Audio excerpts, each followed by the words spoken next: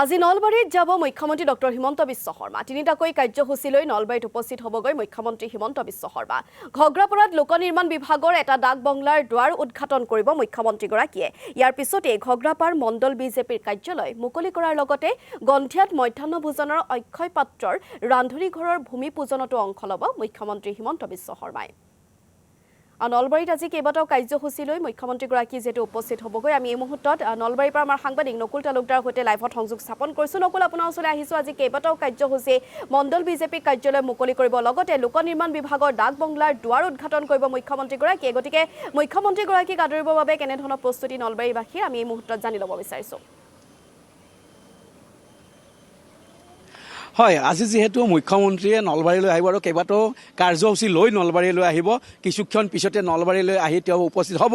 তাৰ কাৰণে ইতিমধ্যে নলবাৰী জিলা প্ৰশাসন বা দলীয়ভাৱে যথেষ্ট তেওঁক আদৰাৰ কাৰণে ব্যৱস্থা গ্ৰহণ কৰা হৈছে। এই মুহূৰ্তত মই এই দৃশ্যটো দেখুৱাব বিচাৰিছোঁ। সজাই পৰাই তোলা হৈছে লোক নিৰ্মাণ বিভাগৰ যিটো ডাক বঙলা, এই ডাক বঙলাটো আজি মুখ্যমন্ত্ৰীয়ে দ্বাৰ উদ্ঘাটন কৰিব।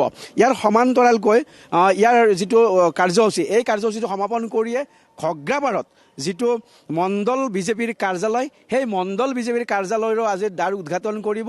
আৰু মণ্ডল কাৰ্যালয়ৰ দ্বাৰ উদ্ঘাটন কৰাৰ পিছতে তেওঁ দলীয় কৰ্মকৰ্তাসকলৰ লগত কিছু মত বিনিময় কৰিব আৰু তাৰ পৰা তেওঁ পোনে পোনে নলবাৰীৰ গন্ধিয়ালৈ যাব। আৰু গন্ধিয়াত যিহেতু এই মধ্যাহ্ন ভোজনৰ যি অক্ষয় পাত্ৰৰ ৰান্ধনী ঘৰ, সেই ৰান্ধনী ঘৰৰো তেওঁ আজি ভূমি পূজনত অংশ ল'ব। গতিকে তিনিটাকৈ বিশেষ কাৰ্যসূচী লৈ মুখ্যমন্ত্ৰী আহিব আৰু মুখ্যমন্ত্ৰীক আদৰাৰ কাৰণে নলবাৰী জিলা প্ৰশাসনেই হওক বা দলীয়ভাৱেই হওক যথেষ্ট তেওঁলোকে ব্যৱস্থা গ্ৰহণ কৰিছে।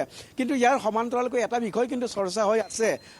মুখ্যমন্ত্ৰী আহিব, ইয়াৰ আগতো যিহেতু বাহজানী মণ্ডল বিজেপিৰ কাৰ্যালয় লওঁতে কিছু এটা অপ্ৰীতিকৰ ঘটনা তেওঁলোকৰ মাজত ঘটিছিল। এইবাৰো তেনেকুৱা চৰ্চা নথকা নহয়। কিন্তু তাৰ মাজতে আনটো এটা বিষয় চৰ্চা হৈছে, যিহেতু নলবাৰীৰ গৃহ জিলা সভাপতি দিলীপ শইকীয়াক কিন্তু কাৰ্যসূচীত কোনো ৰখা হোৱা নাই। সেয়াও কিন্তু বিষয়টো অকণমান চৰ্চা হৈছে। যি নহওক, আজি মুখ্যমন্ত্ৰী ইয়ালৈ আহিব আৰু প্ৰথমতে তেওঁ আহিয়ে 10:30 বজাৰ লগে লগে আহিব আৰু এই যিটো লোক নিৰ্মাণ বিভাগৰ ডাক বঙলা, এই লোক নিৰ্মাণ বিভাগৰ ডাক বঙলাটো তেওঁ দ্বাৰ উদ্ঘাটন কৰিব। আৰু সুন্দৰকৈ সজোৱা হৈছে আচলতে ঘগ্ৰাপাৰৰ এই লোক নিৰ্মাণ বিভাগৰ ডাক বঙলাটো। আৰু আটকধুনীয়াকৈ সজোৱা এই ডাক বঙলা আজি মুকলি কৰা হ'ব। ইয়াৰ পিছতে এইটো কাৰ্যক্ষম হ'ব। আৰু ইয়াৰ সমান্তৰালকৈ ঘগ্ৰাপাৰত বৰ সুন্দৰকৈ যিহেতু বিজেপিৰ মণ্ডল কাৰ্যালয় নিৰ্মাণ কৰা হৈছে, সেই নিৰ্মাণ কৰা সম্পূৰ্ণ হোৱা কাৰ্যালয়টো কেইদিনমান পূৰ্বে তাত গৃহ প্ৰৱেশৰ যি ধৰ্মীয় আধ্যাত্মিক অনুষ্ঠান হৈছিলে, সেয়া মন্ত্ৰী জয়ন্ত মল্ল বৰুৱাই সমাপন কৰিছিলে। আৰু আজি আনুষ্ঠানিকভাৱে মুখ্যমন্ত্ৰীয়ে যিটো ঘগ্ৰাপাৰ মণ্ডল কাৰ্যালয়, সেই কাৰ্যালয়টো আজি আনুষ্ঠানিকভাৱে দ্বাৰ উদ্ঘাটন কৰিব। মই সেই দৃশ্য আমি পোনে পোনে আমি প্ৰতিদিন টাইমত দৰ্শকক দেখুৱাম। কিন্তু এই মুহূৰ্তত আমি দেখুৱাব বিচাৰিছোঁ, যিহেতু লোক নিৰ্মাণ বিভাগৰ এই যিটো ঘগ্ৰাপাৰৰ ডাক বঙলা, এই ডাক বঙলাটো আজি ৰাইজৰ কাৰণে মুকলি কৰি দিয়া হ'ব। আৰু তিনিটাকৈ বিশেষ কাৰ্যসূচী, আজি ঈদৰ দিনাই তিনিটাকৈ বিশেষ কাৰ্যসূচীত অংশগ্ৰহণ কৰিব মুখ্যমন্ত্ৰীয়ে। আৰু মুখ্যমন্ত্ৰী অহাৰ লগে লগে প্ৰত্যেকবাৰে নলবাৰীবাসীয়ে বিশেষ কিবা এটা আশা কৰে, বিশেষ কিবা পেকেজ ঘোষণা কৰে। এইবাৰ মুখ্যমন্ত্ৰীয়ে কি পেকেজ ঘোষণা কৰিব বা নলবাৰীৰ কাৰণে কি সুখৰ খবৰ থাকিব, সেয়াও এটা চৰ্চাৰ বিষয় বা সেই বিষয়টো লক্ষণীয়।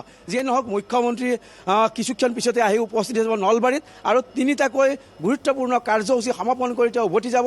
আৰু মুখ্যমন্ত্ৰীক সংগ দিব স্থানীয় মন্ত্ৰী জয়ন্ত মল্ল বৰুৱাই। গতিকে নলবাৰীৰ এই যে কাৰ্যসূচী, এই কাৰ্যসূচী কৰাৰ কাৰণে কিছুক্ষণ পিছতে মুখ্যমন্ত্ৰী এই মুহূৰ্তত আপোনাক ধন্যবাদ জনাইছোঁ আমাক সিহঁতে কিছু পৰিৱেশ জনোৱাৰ বাবে। আৰু আজি তিনিটাকৈ কাৰ্যসূচী লৈ মুখ্যমন্ত্ৰীগৰাকী নলবাৰীত গৈ যিহেতু উপস্থিত হ'বগৈ, ঘগ্ৰাপাৰা ডাক বংলা দুৱাৰ উদ্ঘাটন কৰিব, লগতে মণ্ডল বিজেপি কাৰ্যালয় যিটো মুকলি কৰিব, আৰু লগতে গন্ধিয়া মধ্যাহ্ন ভোজনৰ যি ৰান্ধনী ঘৰ, সেয়াৰ কিছু উদ্বোধন কৰিব মুখ্যমন্ত্ৰীগৰাকীয়ে। গতিকে আজি কেইবাটাও কাৰ্যসূচী আছে আৰু মুখ্যমন্ত্ৰীগৰাকীক আদৰিবৰ বাবে এনেদৰে যিসকল দলীয় কাৰ্যকৰ্তা আছে, নলবাৰীবাসী আছে, সকলো এতিয়া সাজু হৈছে।